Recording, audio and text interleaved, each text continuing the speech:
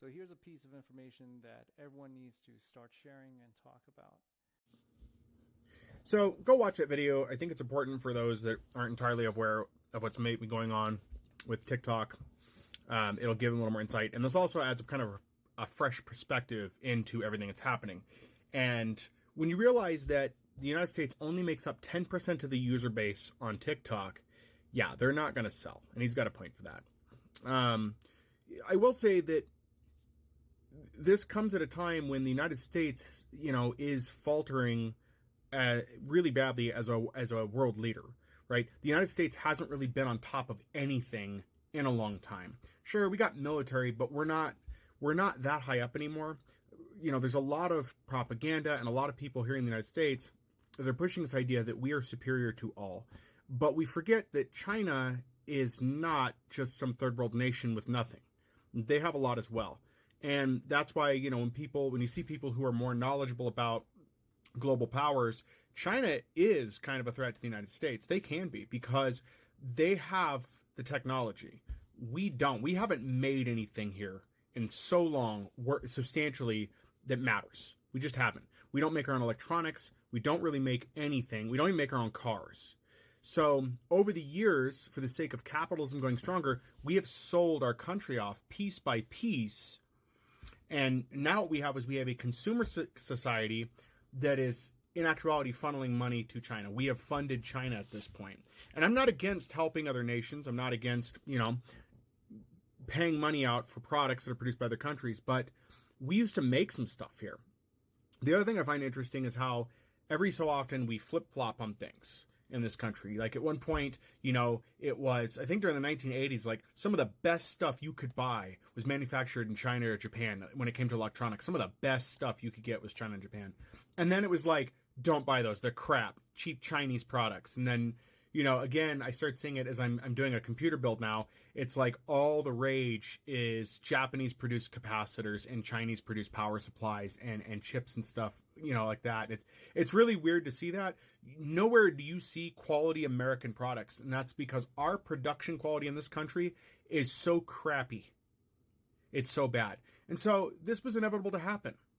I will say that with everything that's going on, if you want the American people to hate the federal government, the U.S. government more, and like the Chinese government more, then you're on the right path. Making the American public dislike the United States government over this TikTok thing is only feeding Americans to like the Chinese government more. Because while I understand how controlling the Chinese government is, I understand the concerns about how they may sway our opinion, unfortunately, my opinion, and my sense of alarm over China, nothing makes me worry less than knowing my own government's going to screw me far faster and far worse than the Chinese government can. And that's the problem. I wouldn't trust TikTok to be ran in America.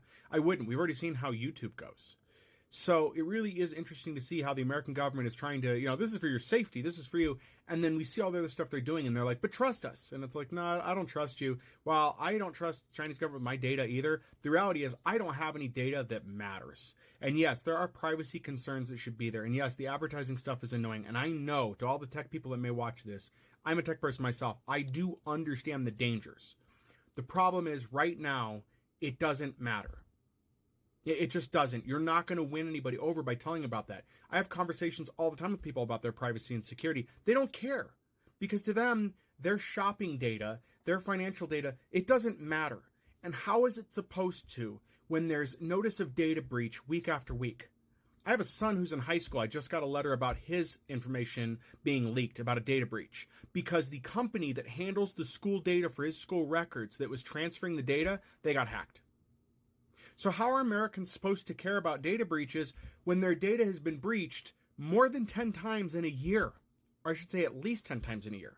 How is the common person supposed to care or understand what that means when they're not seeing any negative from it, when they're not being protected, and the best you get is a 1-year free subscription to a company that's making bank off of data privacy that they're not really able to provide. It's just monitoring. This is why the average American is not going to get it. and you're not going to get through them. Now, on the other side of that, everybody going, if they get rid of TikTok in the marketplaces, people find a way. They won't, though. The app will just basically die for Americans, and they'll find something else, or they won't. It's just one of those things that it's not going to be, they're just going to find a TikTok replacement. People are probably going to end up on YouTube. Some people are transferring that because we don't have another option. We don't have any other options. We can't go anywhere. Because you don't have true freedom of speech in the sense that TikTok gives it. Now, TikTok's far from perfect, but the censorship is a lot better than what you're going to get on American platforms. And, you know, too many times it's been said, I'm trying to finish up for the video so long, too many times it's been said, if the United States government actually cared, they would have done something about privacy all around.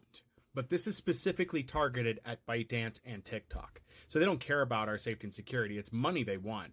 And then, you know, the revelation that Nancy Pelosi invested in Meta doesn't help things either. You know, and that just shows you the protections were in place that were supposed to prevent politicians from investing in private interests.